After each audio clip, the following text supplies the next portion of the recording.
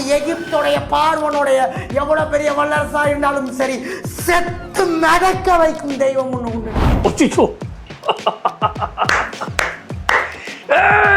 சாவடி பாடுறா என் ஆண்டவர்.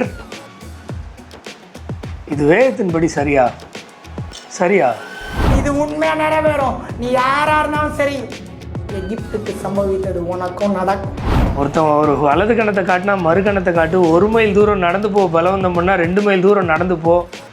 என்ன இந்த உலகம் நீ உண்மையாய் தேவபக்தியாய் நடக்க மனதாய் இருக்கிற யாவரும் துன்பப்படுவார்கள், இப்படியெல்லாம் சொன்ன ஆண்டவர் பரலோகராஜ இயேசு கூட்டு போவார். அவனால ஒரு மை விட்டுங்க முடியாது.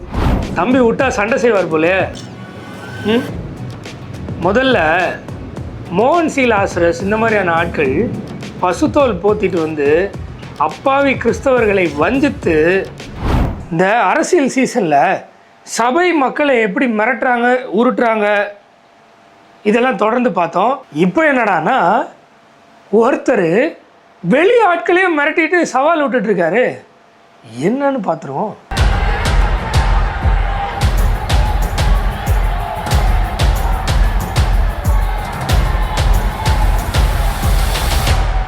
வேதத்திற்கு எதிரான கிறிஸ்தவர்களிடம் கேள்வி கேட்கலாம் வாங்க.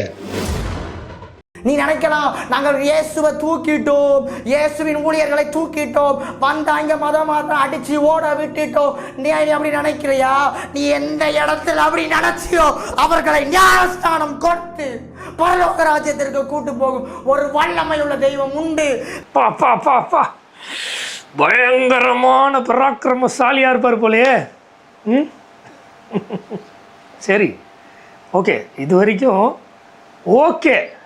ஆனால் இதுக்கப்புறம் அது எகிப்துடைய பார்வனுடைய எவ்வளவு பெரிய வல்லரசா இருந்தாலும் சரி, செத்து நடக்க வைக்கும் தெய்வம் ஒண்ணு உண்டுடா.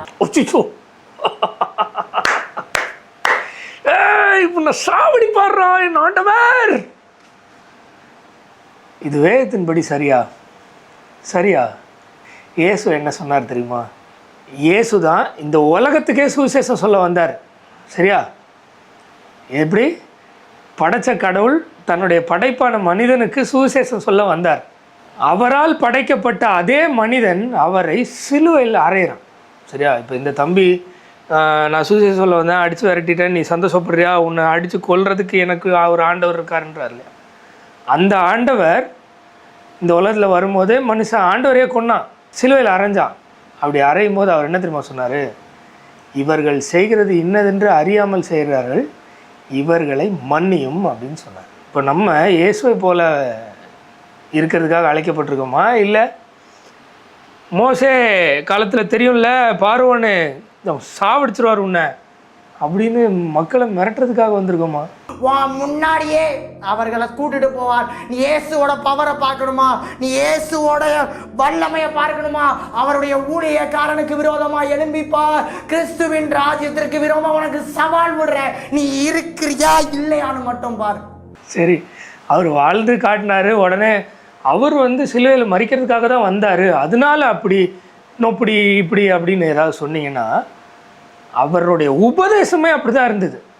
படிக்கிட்டா, இந்த உலகத்தில் அவர் தனக்கென்று சீசர்களை தெரிந்து கொண்டு ஒரு வீடாக போய் சுவிசேஷம் சொல்லுன்னு சொல்லி அனுப்பிவிடுறாரு. அனுப்பிவிடும்போது எவனாகிலும் உங்களை ஏற்றுக்கொள்ளாமலும் உங்கள் வார்த்தைகளை கேளாமலும் போனால் அந்த வீட்டையாவது பட்டணத்தையாவது விட்டு புறப்படும் போது உங்கள் கால்களில் படிந்த தூசியை உதறி போடுங்கள். நியாய தீர்ப்பு நாளிலே அந்த பட்டணத்திற்கு நேரிடுவதை பார்க்கலும் சோதோம் குமோரா நாட்டிற்கு நேரிடுவது இலகுவாக இருக்கும் என்று மெய்யாகவே உங்களுக்கு சொல்லுகிறேன். ஏசு டீச் பண்ணுறாரு. என்ன, யாராவது ஒன்று ஏற்றுக்கலன்னா தூசி தட்டிட்டு போப்பா, நியாய தீர்ப்பு நாளில் அந்த பட்டணத்துக்கு நேரிடுவது ரொம்ப மோசமாக இருக்கும்ன்றார். அப்போ கூட அந்த அந்த இந்த உலகத்திலே அவனை கொன்றுவேன், சிதைச்சிருவேன் அப்படின்லாம் சொல்லலை. சரியா? இது மத்தேயு 10:14 இருக்குது. இது அப்படியே பின்பற்றினார்கள் அப்போஸ்தலர்கள். அப்போஸ்தலர் 13:50 யூதர்கள் பக்தியும் கனமும் உள்ள ஸ்திரீகளையும் பட்டணத்து முதலாளிகளையும் எடுத்துவிட்டு பவுலையும் பர்னபாவையும் துன்பப்படுத்தும்படி செய்து தங்கள் எல்லைகளுக்கு புறம்பாக அவர்களை துரத்தி விட்டார்கள். இப்போ இந்த தம்பி சொல்கிறார் இல்லையா, சுசேஷம் சொன்ன போனோம் விரட்டிட்டேன்னு நினைக்கிறியா, உன்னை அடித்து போடுவாருன்றார் இல்லையா? அது மாதிரி பவுலையும் பர்னபாவையும் உண்மையிலே செஞ்சாங்க. செய்யும்போது அவங்க வந்து உன்னை என்ன அந்த ஆண்டவர் உன்னை அடித்து கொள்ளுவார் அதெல்லாம் சொல்ல. இவர்கள் தங்கள் கால்களில் படிந்த தூசியை அவர்களுக்கு எதிராக உதறி போட்டு இக்கோனியா பட்டணத்துக்கு போனார்கள். இங்கே தடுத்தாங்களா, அடுத்த பட்டணம் சரியா, அங்கே அவங்கள்ட்ட சண்டை போடுறதோ அங்கே மிரட்டுறதோ உன்னை ஒரு வழி ஆக்கிடுவேன்னு பிற மக்கள்கிட்ட சொல்கிறதோ கிறிஸ்தவர்களுடைய வேலை இல்லை. இன்னொரு இடத்துல அப்போஸ்தலர் 18:5 மக்கதோனியாவிலிருந்து சீலாவும் தீமோத்தேயும் வந்தபோது பவுல் ஆவிலே வைராக்கியம் கொண்டு இயேசுவை கிறிஸ்து என்று யூதருக்கு திருஷ்டாந்தம் படுத்தினான். அவர்கள் எதிர்த்து நின்று தூசித்த போது அவன் தன் வஸ்திரங்களை உதறி, உங்கள் இரத்தப்பழி உங்கள் தலையின் மேல் இருக்கும், நான் சுத்தமாக இருக்கிறேன், இது முதல் புரஜாதியார் இடத்திற்கு போகிறேன் என்று அவர்களுடனே சொல்லி போயிட்டான். இது ஓகே, உங்கள் இரத்தப்பழி உங்கள் மேலேப்பா, நான் சுத்தமாக இருக்கேன், சொல்ல வேண்டியது என் கடமை, நான் சொல்லிட்டேன்.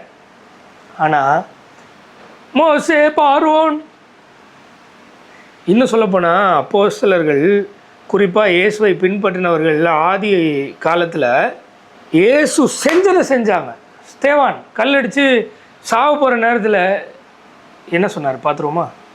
ஆக்ட் 7:60 அவனோ முழங்கார் படியிட்டு, ஆண்டவரே இவர்கள் மேல் இந்த பாவத்தை சுமத்தாதிரும் என்று மிகுந்த சத்தமிட்டு சொன்னான். இப்படி சொல்லி நித்திரை அடைந்தான். வேறு லெவலில் அது இயேசுவோட பிள்ளைக்கு அழகு. ஆனால் இது அப்படிதான் சொல்லுது. அந்த கர்த்தர் எகிப்து அந்த இஸ்ரவேல் ஜனங்களுக்கு முன்பாக நடந்த கர்த்தருடைய தூதனானவர் விலகி அவருக்கு பின்னாக போய் எகிப்தோடே அவர் செய்த இந்த தெய்வம் நமக்கு விரோதமாய் போர் செய்து கொண்டிருக்கிறார், நமக்கு கதறுறா. அவன் கதறுவான், ஆனா நம்ம கதறக்கூடாது. தம்பி நீ எதுக்கு இப்படி கதற? என் கர்த்தர் செய்ய நினைத்தது தடைப்படாது. நீ எந்த கிராமத்தில் நாங்கள் சுவிசேஷத்தை தூக்கிட்டோம், அவர் சுவிசேஷத்தை அடித்து விட்டோம், இங்க ஒரு தேவாலயமும் இல்லைன்னு நினைக்கிறியா? ஏண்டா நான் சொல்றேன், இந்த இது உண்மையா நிறைவேறும். நீ யாரா இருந்தாலும் சரி, எகிப்துக்கு சம்பவித்தது உனக்கும் நடக்கும். ஒருத்தன் ஒரு வலது கணத்தை காட்டினா மறு கணத்தை காட்டு, 1 மைல் தூரம் நடந்து போ, பலவந்தம் பண்ணால் 2 மைல் தூரம் நடந்து போ. என்ன இந்த உலகம் நீ உண்மையாய் தேவபக்தியாய் நடக்க மனதாய் இருக்கிற யாவரும் துன்பப்படுவார்கள். இப்படியெல்லாம் சொன்ன ஆண்டவர் உன்னை துன்பப்படுத்தினவர்களெல்லாம் நான் கொன்றுவேன்னு மிரட்டு அப்படின்னு சொன்னாரா? பச்சை மரத்துக்கே எப்படின்னா பட்டை மரத்துக்கு எப்படின்னு பார்த்துக்க அப்படின்னு சொன்ன ஆண்டவர் பட்டை மரத்துக்கு அப்படிலாம் செஞ்சால் அவனை சாவடிப்பேன்னு சொல்லி மிரட்டுன்னு சொன்னாரா? ஆனால் ஆண்டவரும் சரி அப்போஸ்தலர்களும் சரி கள்ள போதனைகளை தந்திரமாய் கொண்டு வரவங்களை பயங்கரமாக சாடினாங்க.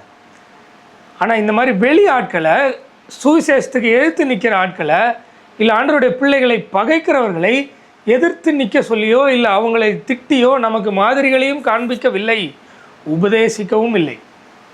இப்போ இந்த தம்பி மோன்சி லாசரஸை பாராட்டி இல்லைன்னா அவர் நடத்துகிற மீட்டிங்க்கு அட்வர்டைஸ் பண்ணி வீடியோ போட்டிருக்காரு. அது சரி, மற்ற மக்கள் சுவிசேஷம் சொல்ல போகும்போது தடை பண்ணால் அவங்கள இப்படி திட்டுவீங்களா? இதுதான் உங்களுக்கு பைபிள் சொல்லி கொடுத்ததா? அது சரி, அதெல்லாம் கரெக்டாக தெரிஞ்சிருந்தா நீங்கள் மோன்சியை அங்கீகரிக்க போகிறீங்க? உங்கள் கிராமத்தில் உள்ளவனங்களெல்லாம் இந்த உண்மையான மனம் திரும்புதல், பாவத்தை அறிக்கை செய்து இந்த மனம் திரும்பி ஞானஸ்தானம் எடுத்து பரலோகராஜ இயேசு கூட்டு போவார். அவனால் ஒரு மைக் புடுங்க முடியாது. தம்பி விட்டா சண்டை செய்வார் போலே.